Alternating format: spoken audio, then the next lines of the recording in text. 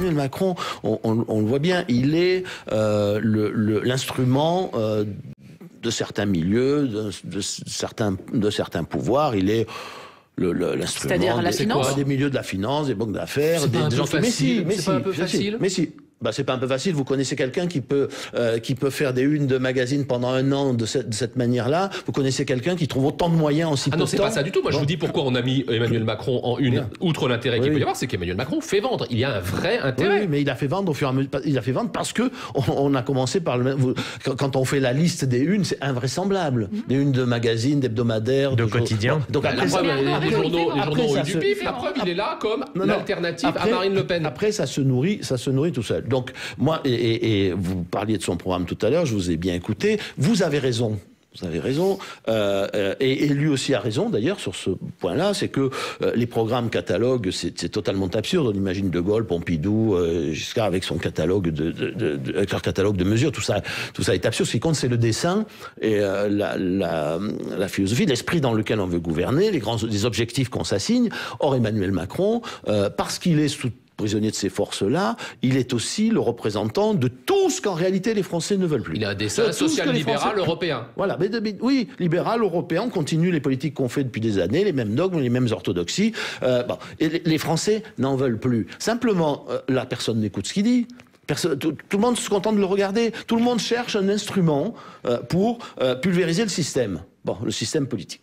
Très bien. Alors, il y a Madame Le Pen pour les plus radicaux, il y a peut-être Mélenchon pour certains autres, et puis il y a tous ceux qui trouvent que, puisqu'il a une chance d'aller au second tour, puisqu'il est hors primaire, puisqu'il est hors parti, c'est peut-être l'occasion ou jamais. Voilà. Mais simplement, ils se rendront compte, après l'élection, que il incarne tout ce dont il ne voulait plus. Et ça nous conduira au pire des désordres et au pire des chaos. Donc ça nous conduira à la fin, de toute façon, à ouvrir la voie à un régime autoritaire ou à Madame Le Pen ou à plus extrême encore. Son positionnement est le plus intelligent qui soit. Parce qu'il a raison, les Français n'en ont plus rien à faire du clivage droite-gauche. On voit bien toutes les fractures qui traversent les Républicains, le centre, d'un côté, et toutes les fractures qui traversent le Parti Socialiste. C'est-à-dire qu'on est arrivé à un point où vous avez même des députés socialistes qui disent le candidat issu des primaires de gauche, je ne veux pas faire campagne pour lui, et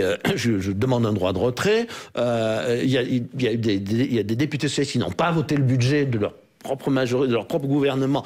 Donc on est arrivé à un moment où les Français en ont assez.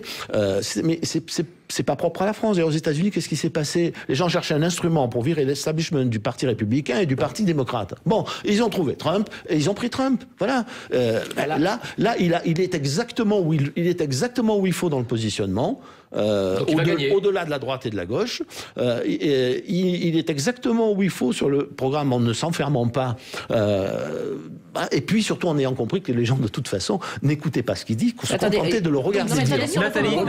Ce que je dis simplement, c'est que sur le fond, je suis en désaccord total. Je pense qu'il incarne une politique, à défaut de la développer en entier et précisément, il incarne une politique dont en réalité plus personne, pas grand monde ne veut, et c'est celle qui a conduit, d'ailleurs, c'est ce rejet qui a conduit M. Trump aux États-Unis à gagner, c'est ce rejet qui a conduit à la victoire du Brexit, c'est ce rejet qui est en train de déstabiliser toutes les démocraties occidentales, et donc s'il gagne faute de combattants, eh bien, ça sera sur une... C'est quoi? C'est le dernier hockey avant l'apocalypse, c'est ça? Une forme d'imposture ou d'ambiguïté, mais tout, sur l'Europe, sur l'économie, sur la finance, le libéralisme, etc. Je veux dire que lui, il n'imagine pas autre chose que d'aller faire une génuflexion à Bruxelles, puis aller faire une génuflexion devant Madame Merkel, et puis tout recommence et on continue. Des gens qui veulent que la souveraineté française soit un peu plus respectée, que l'Europe change, etc. Il y a tout le monde sur l'échiquier politique. Simplement, quand on arrive aux décisions, il n'y a plus rien. Il n'y a plus rien parce qu'on ne veut surtout pas se fâcher avec les gens qui dirigent le monde. On ne veut pas se fâcher avec certains milieux. On ne veut pas se fâcher avec la pensée unique. On ne veut pas se séparer de la pensée unique, des dogmes, des orthodoxies. Voilà. C'est tout. Et il incarne quand même.